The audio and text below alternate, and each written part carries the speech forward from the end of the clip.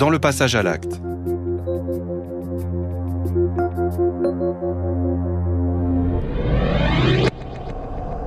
Tours, le 12 décembre 1988. Sylvie Reviriego assassine une de ses amies et la découpe en morceaux dans sa baignoire.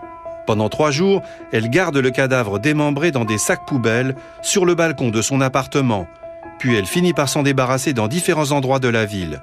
Un crime horrible, sans mobile apparent.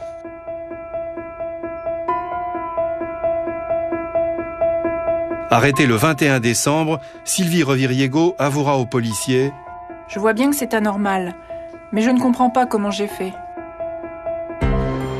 Pour tenter de comprendre les raisons de ce coup de folie meurtrier, nous prenons rendez-vous avec l'avocat de Sylvie Reviriego.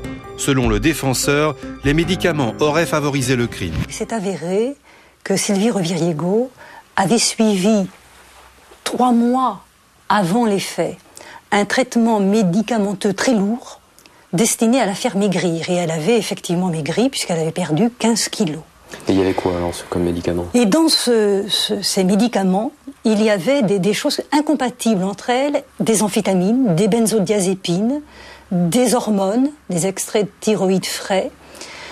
Chacun de ces produits, à lui seul, est susceptible d'engendrer des troubles du comportement.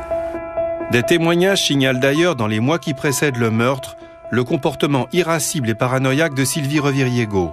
Un comportement nouveau qui coïncide avec le traitement prescrit pour son régime. Nous contactons par téléphone l'ex-mari de Sylvie Reviriego. Il vit aujourd'hui en Nouvelle-Calédonie avec leurs 2 enfants. Est-ce que vous avez observé chez elle un changement de comportement à partir du moment où elle a commencé à prendre les médicaments? Ah oui, tout à fait. Tout à fait. Ça n'avait rien à voir, quoi. Elle était complètement différente. Si vous voulez, elle était un peu inaccessible, nerveuse, prise d'excitation. Enfin bon, on voyait que ça n'allait pas dans sa tête, quoi. Ça, c'est clair. Est-ce que c'était une personne violente? Non, moi j'ai vécu 17 ans avec. Bon, c'était pas une femme calme, hein, c'était une femme quand même énergique. Mais de là à aller à la violence, écoutez, ce qu'elle a fait là, c'est quand même plus de la violence. C'est complètement de la folie, quoi. Ouais. Vous savez que tout s'est passé dans l'appartement. Elle n'a pas pris le soin de cacher suffisamment pour éviter un risque de découverte. C'est-à-dire qu'à chaque seconde, un de mes enfants pouvait découvrir le poteau rose et puis en être traumatisé. Donc je vois mal une personne saine d'esprit en train de faire ce qu'elle a fait. Il faut savoir une chose aussi, c'est que vous avez eu l'ordonnance, mais sur conseil oral du médecin, elle a été pendant une semaine avec la dose doublée. Hein. Elle a perdu 5 kilos en une semaine. Donc ça, c'est juste à la période de son geste. La responsabilité des médicaments dans le crime de Sylvie Reviriego n'a jamais été reconnue par les différents experts qui sont intervenus lors du procès. Aucun des 2 collèges d'experts n'a reconnu l'effet de ces médicaments. Le premier, pas du tout. Et le second collège a dit que ça avait pu favoriser le passage à l'acte. Mais avec une phrase entre parenthèses, c'est-à-dire on n'y attache pas beaucoup d'importance et la conclusion c'est elle est entièrement responsable de ses actes. Voilà. Vous estimez qu'elle n'était pas responsable de ses actes? Écoutez, j'estime qu'au moins il y aurait eu des circonstances atténuantes à retenir parce qu'il y a une part. Vous dire si c'est 2/3, 3/4, la moitié, la part des médicaments dans ce qu'elle a fait.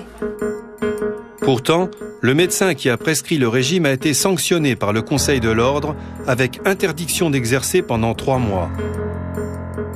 Sylvie Reviriego, elle, a été condamnée à la prison à perpétuité.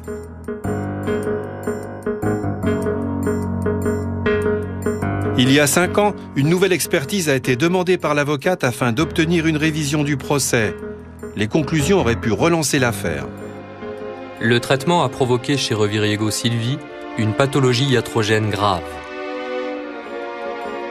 Traduction, les médicaments ont provoqué la maladie. Quand j'ai voulu, sur la base du rapport, obtenir la révision du procès de Sylvie Reviriego, la Cour de cassation m'a répondu, mais le problème avait été abordé lors des débats devant la Cour d'assises d'Indre-et-Loire en 1991. Donc, il ne s'agit pas d'un fait nouveau, susceptible de faire douter, etc. Sylvie Roviriego nous a écrit depuis sa prison. Elle continue encore de se battre pour faire reconnaître la responsabilité des médicaments. Jamais je n'accepterai de porter seule toutes les responsabilités de ma descente aux enfers.